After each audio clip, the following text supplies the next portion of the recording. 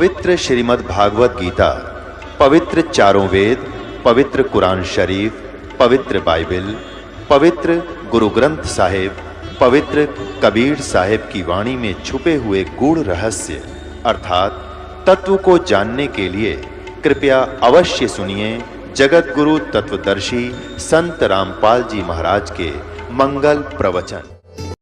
सत साहिब बंदी छोड़ कबीर परमेश्वर जी की जय। बंदी छोड़ गरीबदास जी महाराज की जय। स्वामी राम देवानंद जी गुरु महाराज की जय। सर्व संतों की जय, सर्व भक्तों की जय, धर्मी पुरुषों की जय।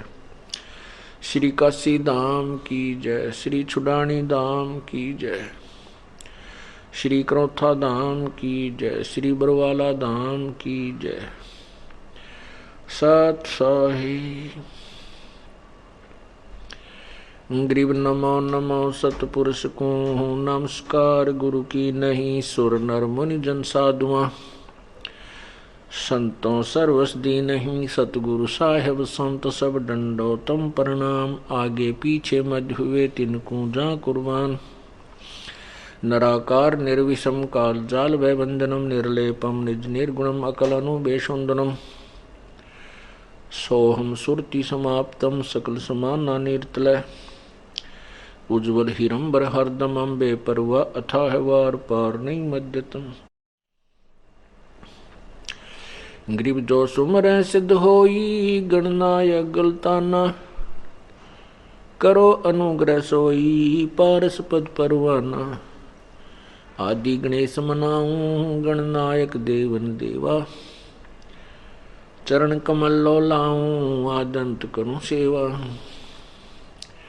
परम शक्ति संगीतम रिद्धि सोई। अवगत गुण अतीतम सत्पुरुष निर्मोही। जगदम्बा जगदीशम मंगल रूप मुरारी।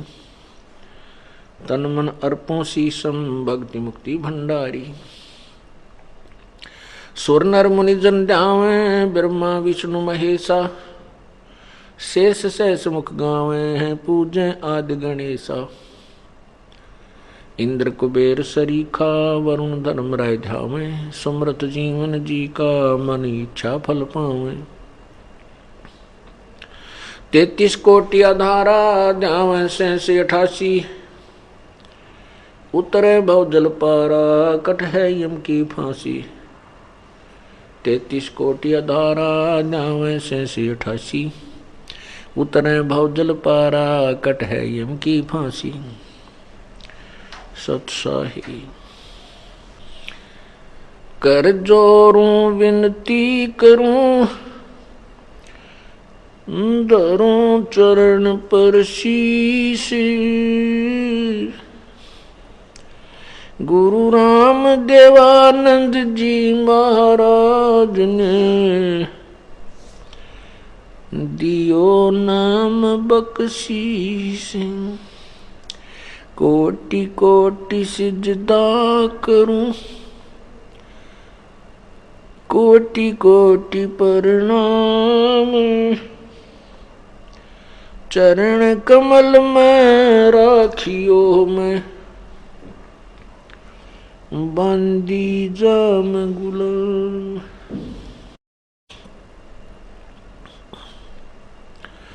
जय इब के सतगुरु मिले। सब दुख आँखों रो। चरणों ऊपर शीश धरूं। कहूँ जो कहनी हो। गुरु जी तुम ना भूलियो। चाहे लाख लोग मिल जाएं।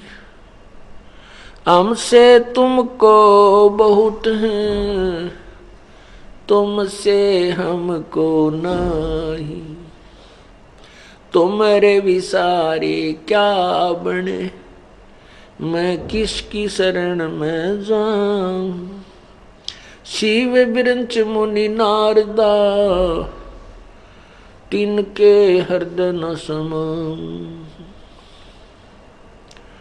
अवगुण किए तो बहुत किए, करत न मनिहारी। बावे बंदा बख्श दियो, बावे गर्दन उतारे। अवगुण मेरे बाप जी, बख्शो गरीब नवाजे। जो मैं पूत कपूत हूँ, बोर पिता को लाजे। मैं अपराधी जन्म का, नक्सक बरे विकार। तुम दाता दुख भंजना, मेरी करो संभारी।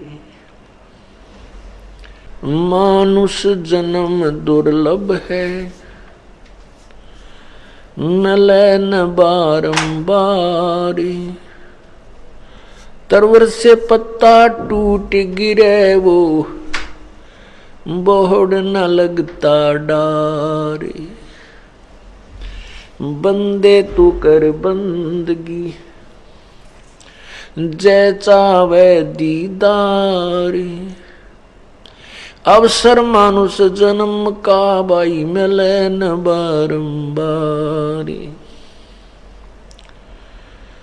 वो पृथ्वीपति चकवे गए, जिनके चक्कर चलंत। रावण सरीखे कौन गिने, ऐसे गए अनंत। भाई मानुष जन्म पाके, जो नहीं रटे हरि नाम। जैसे कुआ जल बिना फिरे, बनवाया किस काम।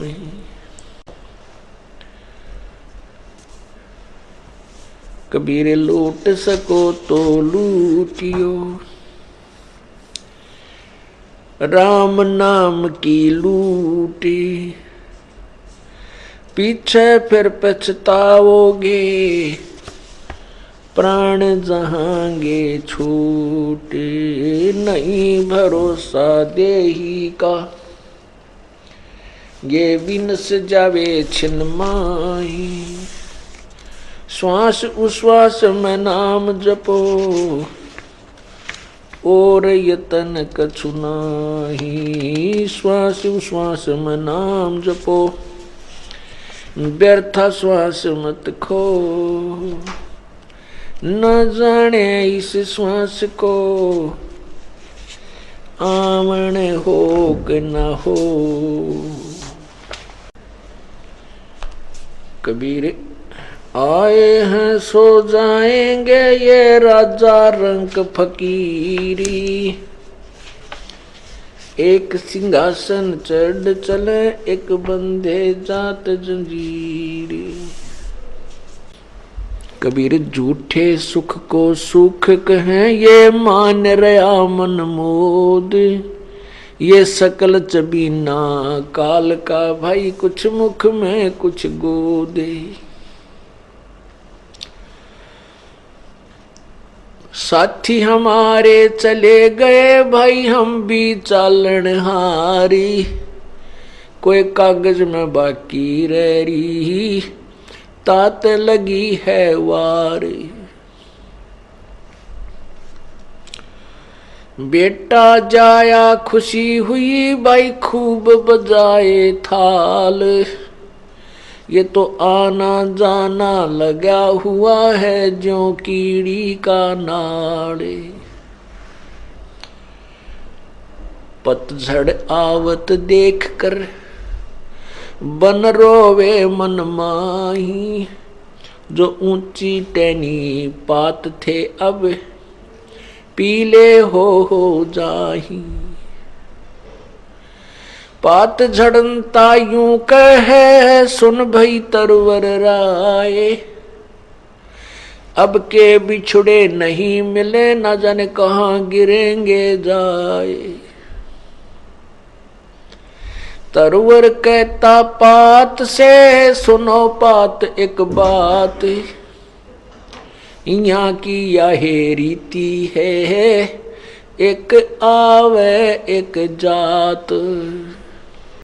परमपिता परमात्मा कबीर परमेश्वर सारी सृष्टि के रचनहार, वे स्वयं प्रत्येक युग में प्रकट होते हैं और उस युग में आकर के वे स्वयं अपने अमृत ज्ञान की वर्षा करते हैं, अपने तत्व ज्ञान को, अपने द्वारा रची हुई सृष्टि को वही ठीक ठीक बताते हैं। और वो एक जनसाधारण जैसा जीवन जीते हैं, वो स्वयं प्रकट होते हैं और उस समय वो किसी माँ से जन्म नहीं लेते और उस समय वो अपने तत्व ज्ञान को उजागर करते हैं लोकोक्तियों के माध्यम से, दोहों और साखियों के माध्यम से अपने अमृत ज्ञान को उच्चारण करते हैं, जिस कारण से वे प्रसिद्ध कवि की उपाधि भी प्राप्त करते हैं। परंतु वो परमात्मा ही होते हैं।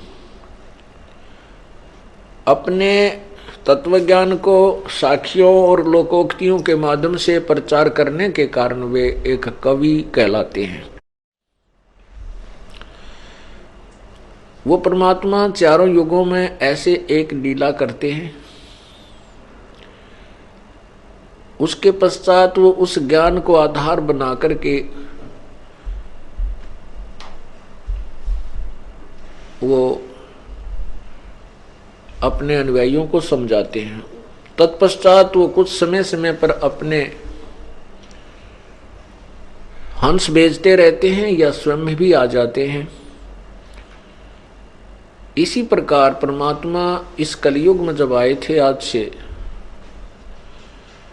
लगभग 600 वर्ष पूर्व, सन 1398 संवत 1455 में प्रकट हुए थे और सन 1518 तक संवत 1575 120 वर्ष प्रभु रहे थे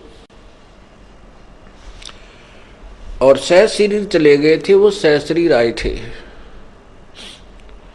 वो परमात्मा आकर हमें याद दिलाते हैं कि जिस लोक में, जिस यहाँ के भगवान ब्रह्म कहो, इसे काल कहो, ज्योति निरंजन कहो, क्षर पुरुष, इसके लोक में आप रह रहे हो, यहाँ कोई भी जीव स्थायी नहीं है, ना कोई अमर है। यहाँ अपना जो जीवन पूरा करते हैं, पुण्य और पाप के आधार पर ऊपर के लोकों में, स्वर्ग और नरक में चले जाते हैं। वहाँ अपने पुण्य और पाप को समाप्त करके पुनः फिर इस पृथ्वी लोक पर आ जाते हैं। इसका कारण यह है कि काल भगवान जो यहाँ का प्रभु है, जिसके अंतर्गत 21 ब्रह्मांड आते हैं, इसको एक बीमारी लगी है, इसको एक रोग लगा है। इसकी नालायकी के कारण, इसकी गलती के कारण इसको सजा मिली है कि 1 लाख मानव शरीरधारी प्राणियों का ये आहार करता है और 1.25 लाख उत्पन्न करता है। 1 लाख को खाता है और उससे 25% एक्स्ट्रा ये जीव उत्पन्न करता है।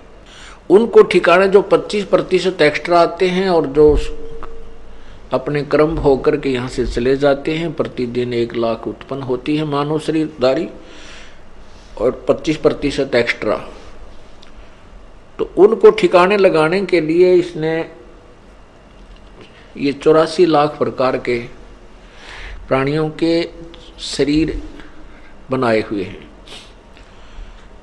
और फिर यहाँ एक कानून बनाया है कि जो जैसे कर्म करेगा उसको इतना ये जन्म भोगना होगा, इतना वो दूसरा जन्म, इतना उस तीसरा जन्म, ऐसे। तो परमात्मा हमें याद दिलाते हैं कि जिन परमात्माओं की, भगवानों की तुम पूजा करते हो, जिनको तुम परमात्मा मानते हो, प्रथम तो वो परमात्मा नहीं है। क्योंकि हम परमात्मा की परिभाषा से परिचित नहीं है, इसलिए हम इनको भगवान मानते हैं। भगवान या परमात्मा उसको कहा जाता है जो केवल हमें सुख दे और सुखदायी भोग पदार्थ दे और हमें किसी प्रकार की हानि नहीं पहुंचावे, ना कोई टांग तोड़े, ना किसी की आंख फोड़े, ना किसी का कैंसर बनावे, और ना किसी का बेटा मारे, ना बेटी मारे, ना स्वयं किसी की हत्या, ना किसी की हत्या करे। वो परमात्मा कहलाता है। बाकी परमात्मा नहीं होते। बाकी स्वामी, जैसे कोई किसी के ऊपर कंट्रोलर है, उसको वो उसका स्वामी है, उसका वो भगवान मान लिया उसने। अब जैसे गीता जी अध्याय नंबर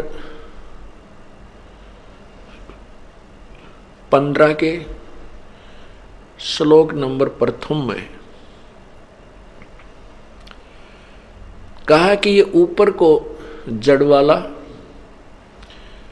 जो ऊपर को जड़ और नीचे को शाखा वाला जो संसार रूपी वृक्ष है, और जो संत इसके जो पत्ते विभाग, सारे विभागों सहित जानता है, जड़ कौन है, तना क्या है, डार क्या है, टहनी शाखाएं क्या हैं और आगे पत्ते क्या हैं, वह संत तत्वदर्शी संत है, वह वेदवित है। वेद माने वेद का अर्थात तत्व पूर्ण ज्ञान का, वित्त माने जानने वाला, वह वेदवित है अर्थात वो तत्वदर्शी संत है। गीता जी अध्याय नंबर 4 के श्लोक नंबर 34 में बताया है कि जो श्लोक नंबर 25 से लेकर 31 तक जो वर्णन किया है कि कोई तो ऐसी साधना करता है, कोई ऐसे साधना करता है, कोई देवताओं की पूजा करके ही अपना मोक्ष मानता है। ये देखिएगा गीता अध्याय नंबर 4, श्रीमद् भगवत गीता अध्याय नंबर 4 का श्लोक नंबर 25 है। ये 25 है। दूसरे योगीजन देवताओं के पूजन रूप यज्ञ का ही भली भांति अनुष्ठान किया करते हैं। अन्य योगीजन, योगी मन भगत, परब्रह्म परमात्मा रूप अग्नि में अभेद दर्शन रूप यज्ञ के द्वारा ही आत्म रूप यज्ञ का हवन किया करते हैं। अन्य योगीजन समस्त इंद्रियों को संयम अग्नि में हवन किया करते हैं। दूसरे यानी अन्य लोग शब्द आदि समस्त विषयों को अग्नि रूप अग्नियों में हवन किया करते हैं। 27 में कहा कि दूसरे यानी कुछ और अन्य योगीजन इंद्रियों को, संपूर्ण क्रियाओं को और प्राणों की समस्त क्रियाओं को ज्ञान से प्रकाशित आत्म संयम योग रूप अग्नि में हवन किया करते हैं। कई पुरुष अपरे यानी अन्य कोई और द्रव्य संबंधी यज्ञ करने वाले हैं, कितने ही तपस्या रूप यज्ञ करने वाले, यज्ञ माने अनुष्ठान, और दूसरे कितने ही योग रूप यज्ञ करने वाले, और कितने ही अहिंसावादी तीक्ष्ण व्रतों से युक्त यत्नशील पुरुष स्वाध्याय ज्ञान यज्ञ करने वाले हैं। अब 29 में और 30 में कहा है कि दूसरे कितने ही योगीजन अपान वायु में प्राणवायु को हवन करते हैं, वैसे ही दूसरे योगीजन प्राण वायु में अपान वायु को हवन करते हैं। अन्य कितने ही नियमित आहार अल्पाहारी, नियमित आहार यानी अल्पाहार करने वाले, प्राणायाम प्राण पुरुष प्राण और अपान की गति को रोककर प्राणों में ही हवन किया करते हैं। ये सभी साधक यज्ञों द्वारा पापों का नाश कर देने वाले, यज्ञों को जानने वाले हैं, यज्ञविद। ये क्या, इसका अर्थ ये है 31 तक का 25 से 30 में कि कोई तो देवताओं की पूजा करके, कोई अपने श्वास, उस श्वास को केवल देखता है, श्वास बाहर जाता उस पर ध्यान रखो, अंदर आता उस पर ध्यान रखो, बस इसी को अपना अनुष्ठान करता है। इसी तरह कोई व्रत रखता है, कोई अहिंसावादी जैसे मुंह पर पट्टी बांध कर नंगे पैरों घूमते हैं, इसी को मोक्ष और कल्याणकारक मानते हैं। इसी प्रकार कोई द्रव्य यज्ञ करता है, भंडारे करता है, कहीं गौशाला बना देता है, कि तो धर्मशाला बनवा देता है। कहते हैं कुछ इसी को अपना अंतिम जो है ना भक्ति मानते हैं,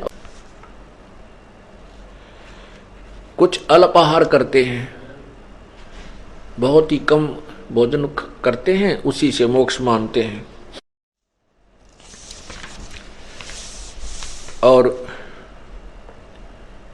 ये सभी जो साधना कर रहे हैं, ये सभी पाप नाशक जानकर कर रहे हैं। इसका भाव ये है, गीता जी अध्याय नंबर 4 के श्लोक 25 से 30 तक का ये सारांश है कि साधना सभी जो भी जैसी साधना कर रहे हैं वो उनको पाप नाशक जानकर ही करते हैं, पाप नाशक जानते हैं। आगे 31 में कहा है, 31 में ये कहा कि जो साधना करते नहीं वो तो ना इस लोक में सुखी ना परलोक में सुखी। 31 पढ़ो, गीता जी अध्याय नंबर 4 का ये श्लोक 31, 30 तक हमने पढ़ लिया। 31 इसमें लिखा कि कुरुश्रेष्ठ अर्जुन, यज्ञ से बचे हुए अमृत का अनुभव करने वाले योगीजन सनातन ब्रह्म परमात्मा था पूर्ण परमात्मा को प्राप्त होते हैं। तो यह मनुष्य प्राप्त होते हैं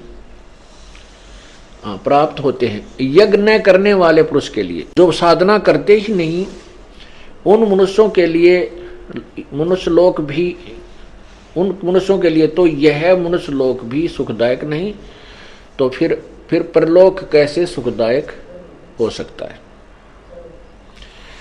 इसका भावार्थ ये है कि जो साधना कर रहे हैं, कोई कैसे करता है, कोई देवताओं की पूजा करता है, कोई योग अभ्यास से ही अपने मोक्ष मानता है, योग अभ्यास करके, कोई द्रव्य यज्ञ से यानी धन से जो अनुष्ठान करता है उन्हीं को अंतिम मानता है, कोई अल्पाहारी, कोई अहिंसावादी, इन अनुष्ठानों को करके जो इनको मोक्षदायक मानते हैं, पाप नाशक। फिर 31 में कहा कि जो साधना करते ही नहीं, जो यज्ञ नहीं करते, अनुष्ठान नहीं करते, भक्ति नहीं करते, वो तो इस लोक में भी सुखी नहीं और परलोक में तो होंगे कहाँ। आगे 32 में कमाल कर दिया, निर्णायक ज्ञान दे दिया कि उस परम पिता परमात्मा पूर्ण ब्रह्म के मुखारविंद से उच्चारित उन वाणियों में जो अभी दास ने आपको बताई है, उस अमृत ज्ञान में, उस परमात्मा के मुख्य ज्ञान में, उन्हीं के मुखारविंद से उच्चारित उस तत्व ज्ञान के अंदर परमात्मा की प्राप्ति के यथार्थ साधन लिखे हैं। और उस ज्ञान में जो साधना जैसी करते हैं उनसे क्या लाभ है, क्या हानि है, वो भी उस तत्व ज्ञान के अंदर लिखा है। तो उस तत्व ज्ञान को गीता अध्याय नंबर 32 आपको सुना रहा हूं। फिर 33 और 34 में कहा है, 34 में कहा कि उस तत्व ज्ञान को जो पूर्ण परमात्मा के मुखारविंद से उच्चरित है, उसको किसी तत्वदर्शी संत के पास जाकर समझ। गीता अध्याय नंबर 4 के 25 से 30 तक वर्णन किया है। कोई ऐसा साधना करता है, कोई ऐसी करता है, कोई ऐसी करता है, और इन साधनाओं को वो पाप नाशक मानकर जानते हैं, पाप नाशक जानते हैं, इसलिए करते हैं। फिर कहा है कि 31 में कहा कि जो साधना करते ही नहीं, उनको तो, जो साधना नहीं करते उनको इस लोक में या परलोक में कोई लाभ, कोई सुख नहीं। अब 32 में कहा है कि उस परमात्मा के मुख्य ज्ञान में, उसी के मुख से उच्चरित उस ज्ञान में जो तत्व ज्ञान है, उसमें बहुत प्रकार के वर्णन किए हैं। अब देखना अध्याय नंबर 4 और ये श्लोक नंबर 32, 31 तक आपने पढ़ा इस प्रकार और भी बहुत तरह के यज्ञ एवं बहुविधा, इस प्रकार बहुत तरह के यज्ञ वेद की वाणी में, इन्होंने ब्राह्मण का अर्थ वेद कर दिया, वेद, ये गलत कर दिया। ब्राह्मण का अर्थ होता है पूर्ण परमात्मा यानी बड़े भगवान।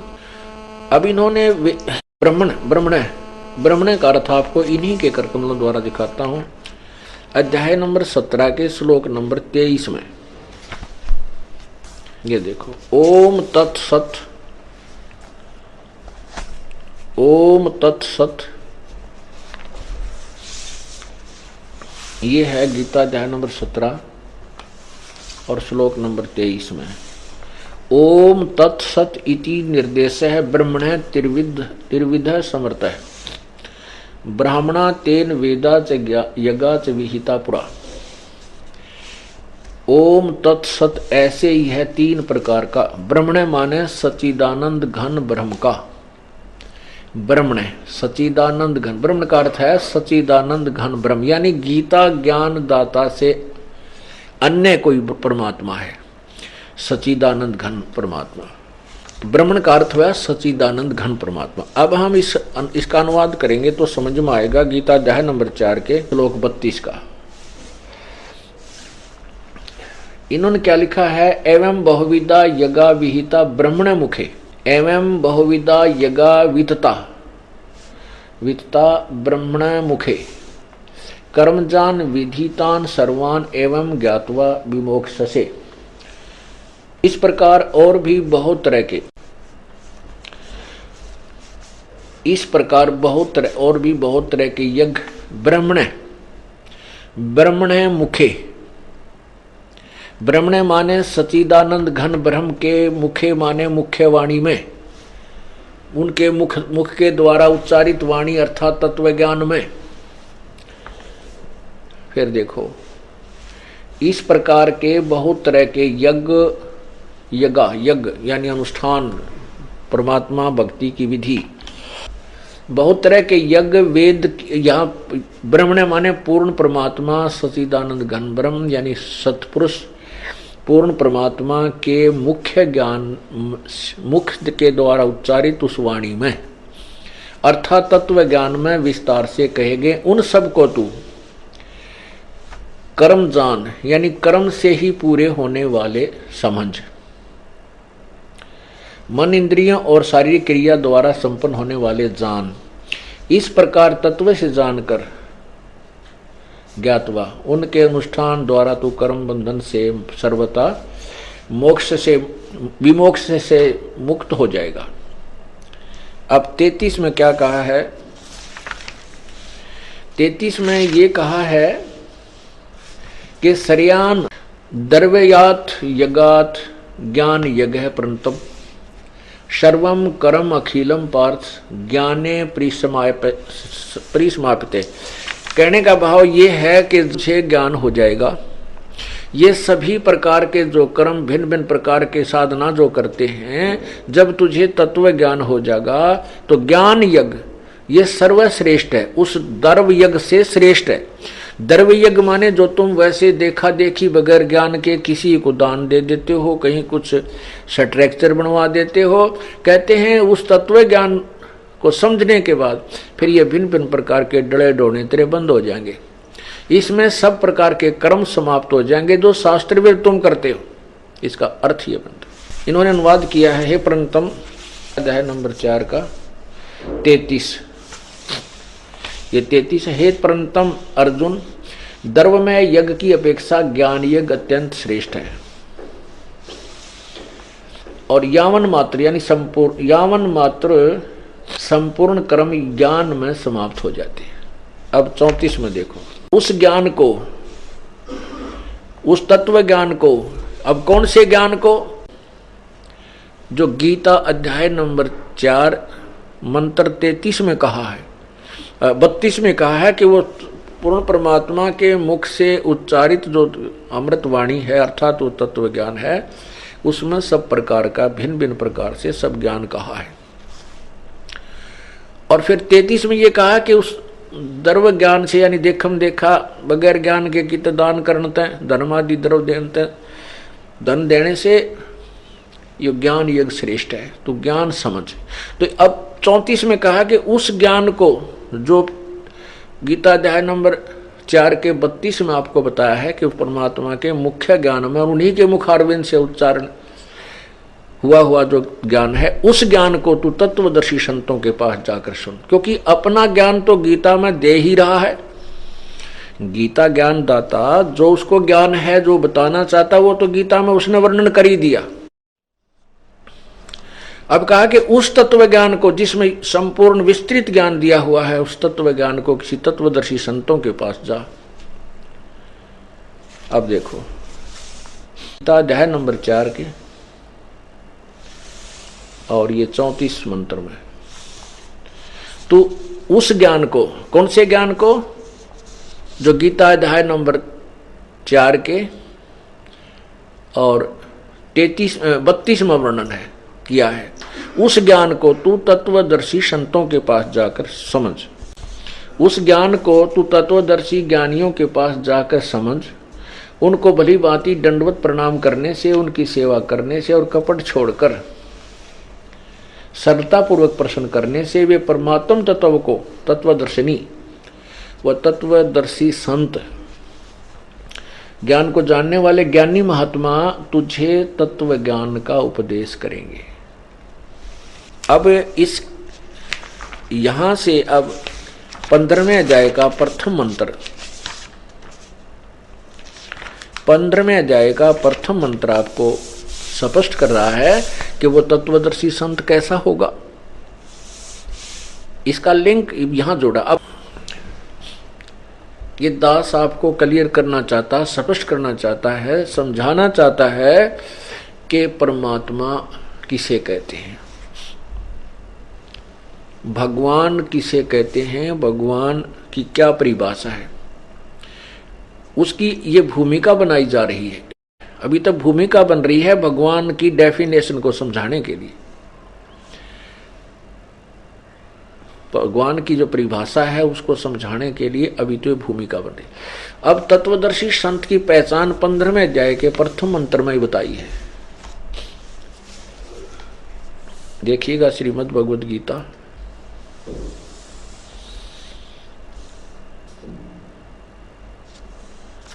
और इसके अध्याय नंबर 15 अथ पंच 10वां अध्याय 15वां अध्याय। इसमें है कि ऊर्ध्व मूलम, ऊर्ध्व माने ऊपर को, मूलम माने जड़, अधः शाखम नीचे को शाखा वाला, अश्वत्थम प्राहु अवयम ये मजबूत पीपल का वृक्ष यानी वृक्ष रूपी अविनाशी संसार रूपी वृक्ष कहा है, जो कहा गया है, कहा है छंदासी यस्य पर्णानि ये तम वेद स वेदविद। छंद माने टुकड़े, विभाग सहित जिसके पत्ते आदि हैं वो ये तम वेद स वेदविद, जो उसको जानता है, स वेदविद वह तत्वदर्शी संत है, वह वेद के तात्पर्य को सही जानता है। ये देखना इन्होंने अनुवाद किया आदि पुरुष परमेश्वर मूल वाले। भावार्थ इनका ये ठीक है, ये कहना चाहते हैं कि ऊपर को जड़ है वो तो पूर्ण परमात्मा आदि पुरुष परमेश्वर समझो, और नीचे को शाखा तीनों गुण रूपी रजगुण ब्रह्मा, सतगुण विष्णु, तमगुण शिवजी रूपी शाखाएं हैं।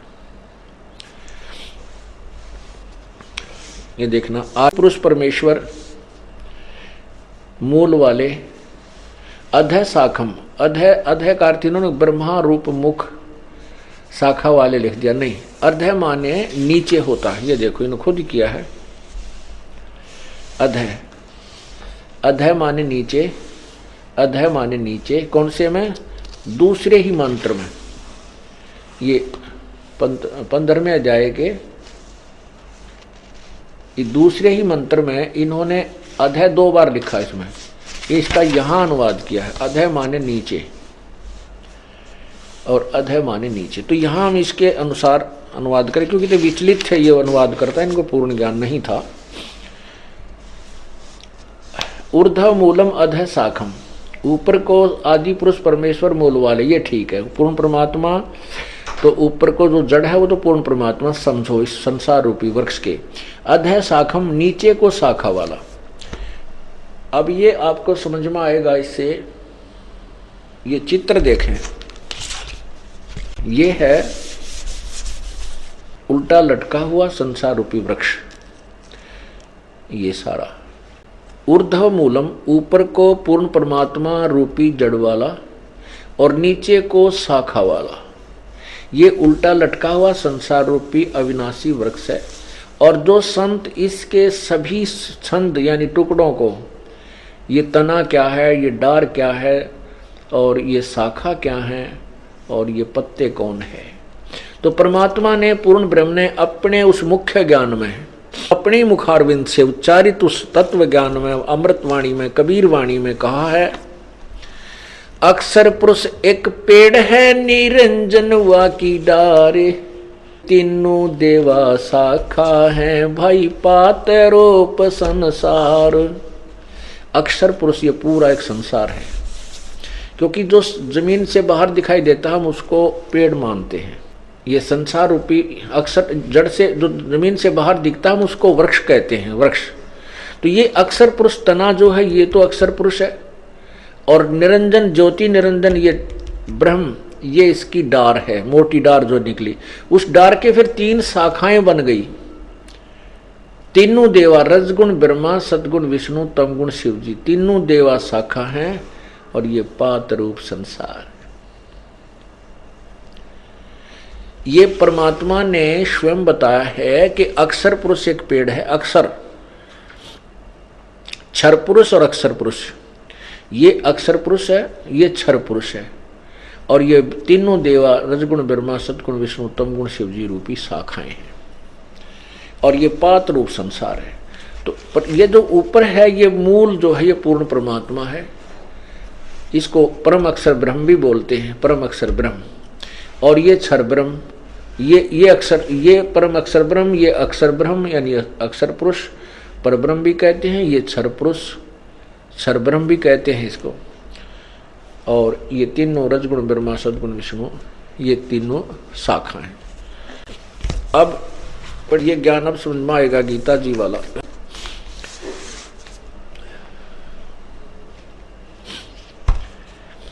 ये देखो, अथ पंचदशो अध्याय, ये प्रथम मंत्र 15 में जाएगा। प्रथम मंत्र आपको सुना रहा हूं श्री गीता जी का। आदि पुरुष परमेश्वर मूल वाले, ऊर्ध्व मूलम, ऊपर को, ऊर्ध्व माने ऊपर को, मूल वाला, और अधः माने नीचे को। इन्होंने लिखा ब्रह्मा रूप मुख, मुख्य शाखा वाले, ब्रह्मा रूप मुख्य शाखा वाले नहीं, अधः शाखम, नीचे को शाखा वाला। ये संसार रूपी पीपल के वृक्ष को अविनाशी कहते हैं, वेद जिसके पत्ते हैं। छंद माने टुकड़े होता है, छंदासी यस्य प्रणानी, और इसके छंद, इसके टुकड़े जो हैं वो अलग अलग विभाग हैं, उसके पत्ते आदि कहे हैं। उस संसार वृक्ष को जो पुरुष, जो व्यक्ति मूल सहित जड़ से लेकर शाखाओं तक तत्व से जानता है, वह वेद के तात्पर्य को जानने वाला है। तम यह वेद, उसको जो जानता है, वेद माने जानना भी होता है, ज्ञान होता है।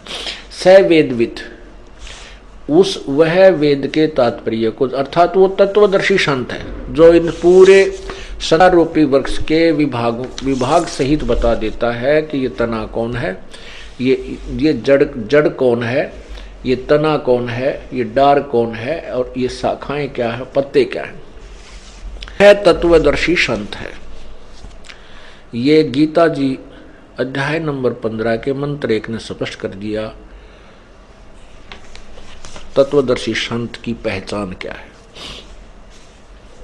तो परमात्मा स्वयं ही ये संत बनते हैं, स्वयं ही भक्त बनते हैं, स्वयं ही दास बनते हैं, और स्वयं ही तत्वदर्शी संत की भूमिका करने आते हैं। और स्वयं ये परमात्मा तो होते ही होते हैं जो सर्व ब्रह्मांडों का संचालन कर रहे होते हैं। तो उन्होंने 600 वर्ष पहले प्रभु ने आकर के ये बताया था जो दास आज आपको ये ज्ञान प्रभु का दिया हुआ आपके समक्ष प्रत्यक्ष कर रहा है, समझा रहा है, दिखा रहा है, और जिसकी गवाही हमारे सब सदग्रंथ दे रहे हैं, गीता जी, वेद और जैसा भी अनुभव ऋषियों का था वो पुराण भी हमें इसका समर्थन दे रहे हैं। जो परमात्मा ने 600 वर्ष पहले आकर के अपने साधारण ज्ञान में वो जो सभी सदग्रंथों का ज्ञान समावेश किया हुआ है। अब इसमें आगे देखो, गीता अध्याय नंबर 15 का मंत्र 2 देखो, श्लोक 2, ये 2। उस वृक्ष की तीनों गुण रूप, जल से बड़ी हुई नहीं, तीनों गुण रूप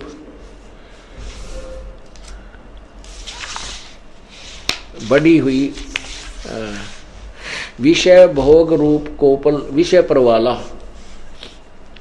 शाखा है।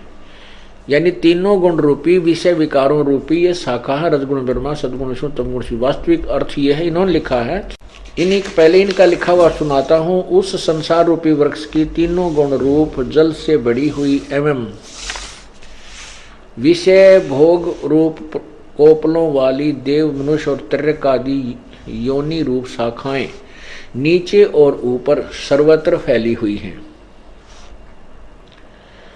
मनुष्य लोक में कर्मों के अनुसार बांधने वाली अहमता, ममता और वासना रूप जड़ें भी नीचे और ऊपर सभी लोकों में व्याप्त हो रही हैं। ये अनुवाद इन्होंने यहाँ बहुत कुछ घुमा फिरा कर किया है। इसका सीधा सार्थ है कि ऊपर और नीचे ये तीनों गुण, रजगुण ब्रह्मा, सदगुण विष्णु, तमगुण शिवजी रूपी तीनों गुण रूप संसार रूपी वृक्ष की तीनों गुण रूप ये फैली हुई, बड़ी हुई, विषय पर वाला, विकारों से युक्त ये तीनों गुण वाले याली शाखा हैं। और नीचे और ऊपर, सर्वत्र नहीं है, ऊर्ध्व माने ऊपर, अधः माने नीचे, प्रसरता माने फैली हुई है, सर्वत्र नहीं। ऊपर और नीचे क्यों कहा? क्योंकि ये एक ब्रह्मांड है। ये एक ब्रह्मांड का चित्र देखें, ये एक ब्रह्मांड का चित्र है और ये पृथ्वी लोक पर ज्ञान बोला जा रहा है। ये पृथ्वी लोक है, यहां पर ज्ञान बोला जा रहा है। ऊपर ये स्वर्ग है। इस ब्रह्मा विष्णु महेश, रजगुण ब्रह्मा, सदगुण विष्णु, तमगुण शिवजी यहाँ अपने अपनी राजधानी में बैठ करके इन तीन लोक के, पाताल लोक, पृथ्वी लोक और स्वर्ग लोक के प्राणियों को प्रभावित रखते हैं, कंट्रोल करते हैं। तो यहां बोला जा रहा है ऊपर और नीचे, बस, सर्वत्र नहीं। ये तो बहुत अक्षेत्र शेष रहता, बहुत बड़ा ये ब्रह्मलोक है जहां पर इन ब्रह्मा विष्णु महेश की कोई स्थिति अस्तित्व नहीं है, इनका कोई वहां प्रभुता नहीं है। यहाँ तो ये काल स्वयं ही तीन रूप धारण करके इस अन्य क्षेत्र सबको कंट्रोल करता है। तो यहां ऊपर स्वर्ग में और नीचे पाताल में फैली हुई, सर्वत्र नहीं। क्योंकि गीता जी के अनुवादकर्ताओं का दृष्टिकोण श्री कृष्ण उर्फ विष्णु पर रहा। उन्हीं को सर्वशक्तिमान, सृष्टि रचनहार, अजर अमर अविनाशी मान करके श्री कृष्ण से द्वारा ही ये ज्ञान बोला गया, उन लोगों ने जाना और उन्हीं को सुप्रीम पावर मान करके गीता जी के ज्ञान का अर्थों में अज्ञान कर डाला, अनर्थ कर डाला। अब तीन गुण, रजगुण ब्रह्मा, सदगुण विष्णु, तमगुण शिवजी हैं। अब ये थोड़ा सा प्रमाणित करना पड़ेगा, क्योंकि ये एक ऐसा जटिल ज्ञान बना दिया इन अज्ञानी संतों ऋषियों ने कि अब आंखों देखकर ही माना जा सकता है। रजगुण ब्रह्मा है, सतगुण विष्णु, तमगुण शिवजी, ये हम आपको प्रमाणित करते हैं। कहां से? ये पढ़िएगा, श्रीमद् देवी भागवत। यह अथ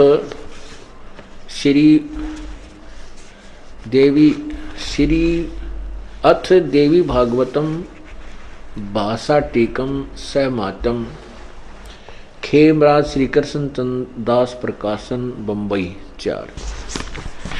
इसके तीसरे स्कंद में ये देखिएगा, अत श्री मद देवी भागवते बासाटी का युक्ते तृतीय स्कंद है प्रारंभते। ये तीसरा स्कंद प्रारंभ होता है। यहां देखिएगा अध्याय 5 में भाषा टीका तृतीय अध्याय तृतीय स्कंद है अध्याय 5। इसमें अध्याय 5 में और श्लोक नंबर 7 में देखना, 8 में 7वां समाप्त हुआ। भगवान शंकर जी स्वयं स्वीकार कर रहे हैं, हे माता, दुर्गा से कह रहे हैं, हे माता, यदि हमारे ऊपर सदा आप दयायुक्त हो तो हमको तमोगुण किस प्रकार प्रदान किया है, ब्रह्मा रजोगुण और हरि सतोगुण।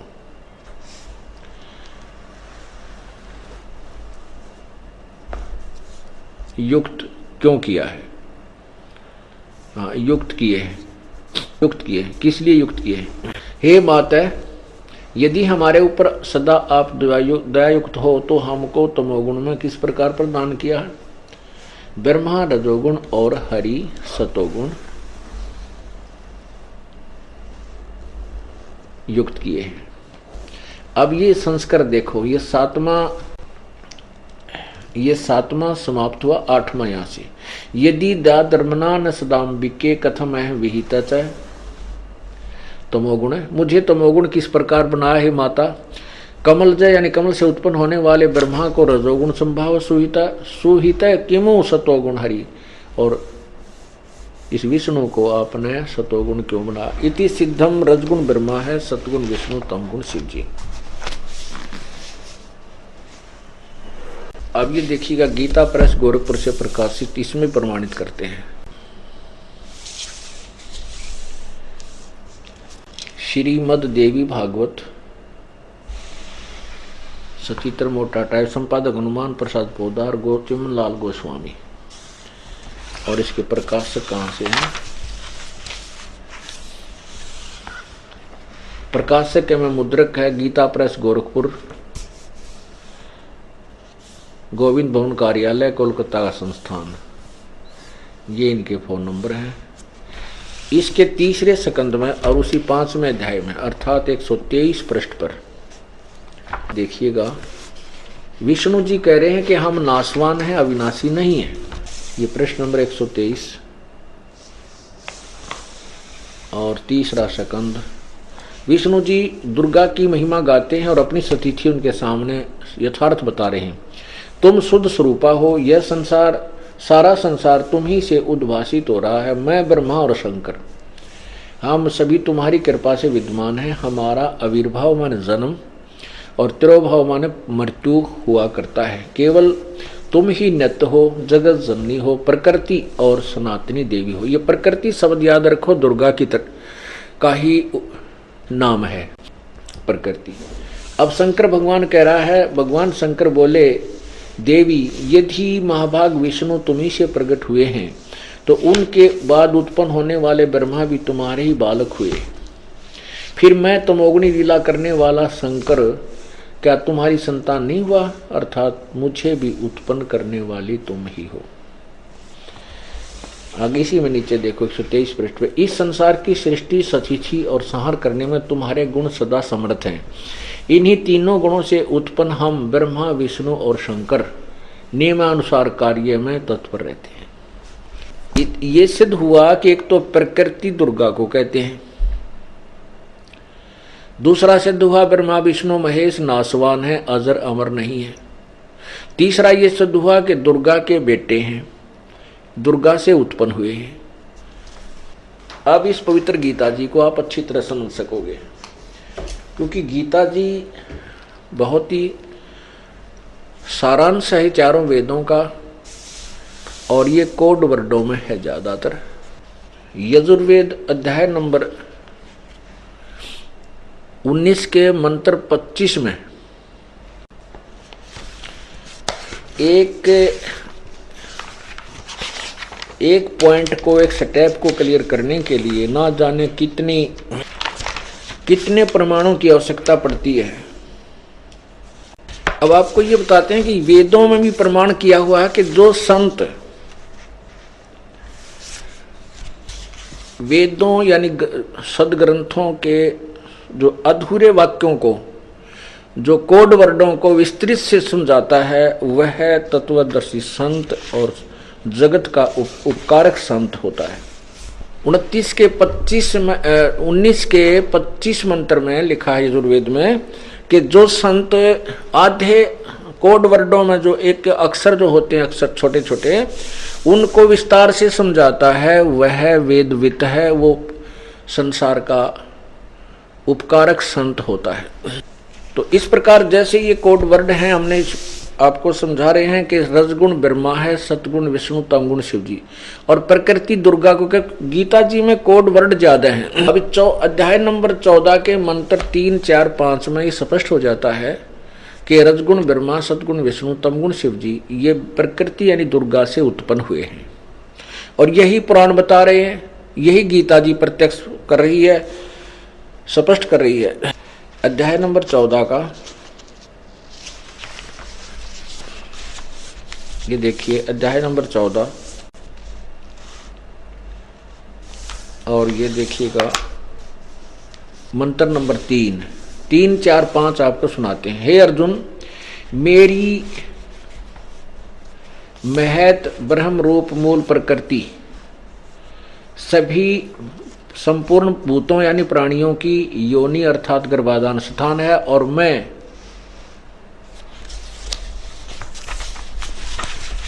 उस योनि में चेतन समुदाय रूप गर्भ को स्थापन करता हूं, तथा उससे वैसे उस जड़ चेतन संयोग से सब भूतों की यानी प्राणियों की उत्पत्ति होती है। 4 में कहा है, हे अर्जुन, नाना प्रकार की सब प्राणी योनियों में जितनी मूर्तियां और शरीरधारी प्राणी उत्पन्न होते हैं, प्रकृति, ये प्रकृति शब्द देखना, उन सब की गर्भ धारण करने वाली माता है, मैं बीज स्थापन करने वाला पिता हूं। अब 5 में स्पष्ट हो जाता है, हे अर्जुन, सतगुण, रजगुण और ब्रह्मा ये प्रकृति से उत्पन्न तीनों गुण अविनाशी जीवात्मा को शरीर में बांधते हैं, फंसा कर रखते हैं। अब हम अपने उसी पॉइंट पर आते हैं जहां से हमने प्रारंभ किया कि रजगुण ब्रह्मा है, सतगुण विष्णु, तमगुण शिव जी। और गीता जी अध्याय नंबर 15 के अब श्लोक नंबर 2 को फिर देखिए। अध्याय नंबर 15 का अब ये दूसरा श्लोक ठीक समझ में आ जाएगा। उस संसार रूपी वृक्ष की तीनों गुण रूप रजगुण ब्रह्मा, सतगुण विष्णु, तमगुण शिव जी जल से बड़ी हुई, अर्थात ये फैली हुई, बढ़ी हुई विषय पर वाला, क्योंकि रजगुण ब्रह्मा, सतगुण विष्णु, तमगुण, रजगुण सतगुण तमगुण ये विषय विकार ही हैं। यही हमें यहाँ पर उलझा के रखते हैं। विषय भोग रूप कोपलों वाली देव, मनुष्य और त्रिकादि, ये नहीं है अर्थ। इसका सीधा सा ये है कि विषय विकारों वाली ये शाखाएं संसार रूपी वृक्ष नीचे और ऊपर फैली हुई हैं, जो मनुष्य लोक में जीवों को कर्मानुसार बांधने की मुख्य कारण है और ऊपर और नीचे व्याप्त है। बस इतना सारा था इस दूसरे 15वें अध्याय के दूसरे श्लोक का। अब गीता अध्याय नंबर 15 का ही अब तीसरे में स्पष्ट किया है कि इस संसार वृक्ष का रूप जैसा कहा है यहाँ वैसा यहाँ विचार काल में, अर्थात जो गीता ज्ञान दाता भगवान कह रहा है कि मैं तुझे जो ज्ञान दे रहा हूं, तेरा मेरा जो डिस्कस चल रहा है, मैं इसको पूर्ण रूप से नहीं बता सकता। गीता ज्ञान दाता कह रहा है कि जो तेरा मेरा विचार विमर्श चल रहा है, मैं तुझे जो ज्ञान दे रहा हूं, इसमें मैं संसार रूपी वृक्ष की पूरी सृष्टि रचना के विषय में नहीं बता सकता, क्योंकि मुझे इसकी स्थिति का ऊपर और नीचे का विशेष ज्ञान नहीं है। ना इसकी मुझे प्रारंभ का पता है और ना इसके अंत का, क्योंकि काल भगवान ने परमात्मा ने पहले सृष्टि रच रखी थी, कबीर जी ने, उसके बाद इसकी उत्पत्ति हुई थी, उसके बाद इसको संसार वहां से निकाल दिया गया। ये पूर्ण रूप से उस लोक से भी परिचित नहीं है, वो कितना विस्तृत है। तो यहां कह रहा है कि संसार रूपी वृक्ष का जैसा स्वरूप मैं तुझे बता रहा हूं, अप्रोक्सीमेशन कर रहा हूं, अंदाजा सा बता रहा हूं, यहां विचार काल में मैं इसको संपूर्ण नहीं बता सकता। उसके लिए तो बताया कि तत्वदर्शी संत से ही पूछ, वही बतावेगा। अब तीसरा देखिएगा, 15वें अध्याय का तीसरा श्लोक पवित्र गीता जी। इस संसार वृक्ष का स्वरूप जैसा कहा है, जो मैं बोल रहा हूं, वैसा यहां विचार काल में नहीं है, तेरे मेरी डिस्कशन में नहीं पाया जाता, क्योंकि न तो इसका आदि और न अंत तथा न इसकी अच्छी प्रकार सतिथि है। इसके कहता मुझे इसकी पूर्ण रूप से ज्ञान नहीं है, सतिथि का मुझे ज्ञान, इसलिए इस सो विरोध मूलम, सो संस्कृत देखेंगे, सो विरोध मूलम यानी इस दृढ़ मूल वाले, क्योंकि सतलोक ऊपर जो जड़ है वो अविनाशी परमात्मा है और उसकी जड़ जो है वो अविनाशी है, दृढ़ है, वो कभी नष्ट नहीं होती, इसलिए सुविरुद्ध दृढ़, सुविरुद्ध मूलम, एमता ममता नहीं, अति दृढ़ मूल वाले संसार रूपी पीपल के वृक्ष को दृढ़, ये देखो ना, दृढ़ेन असंग शस्त्रेन छित्वा, इस दृढ़ेन माने दृढ़ेन असंग शस्त्रेन, दृढ़ेन का अर्थ होता है कि जो बिल्कुल अटल ज्ञान हो, उस तत्व ज्ञान रूपी उस दृढ़ शस्त्र के द्वारा। अब हमने लोहा काटना है, लकड़ गेल काटना तो कैसे कटेगा, वो तो लोहे से लोहा ही काटा जाएगा, दृढ़ उससे भी दृढ़ हो। तो ऐसे इस उलझी हुई संसार सृष्टि तत्व ज्ञान रूपी आध्यात्मिक ज्ञान रूपी उलझी हुई गुत्थी को इस संसार इस दृढ़ शस्त्र के द्वारा, तत्व ज्ञान रूपी शस्त्र से इसको काट के, इनको यानी तत्वदर्शी संत के पास जाकर इस उलझी हुई गुत्थी को समझ कर, उसके पश्चात अब देखो 15वें अध्याय का चौथा श्लोक इससे लिंक होता है तीसरे से, ये देखिएगा, ये संबंधित है ये चौथा श्लोक। उसके पश्चात यानी तत्व ज्ञान को समझने के पश्चात, तत्व ज्ञान उस तत्वदर्शी संत से प्राप्त करने के पश्चात उस परम पद तत्पदम, उससे परमेश्वर के परम पद होना चाहिए, उस परम पद रूप परमेश्वर को भली भांति खोजना चाहिए, जिसमें गए हुए पुरुष फिर लौटकर संसार में नहीं आते, और जिस परमेश्वर से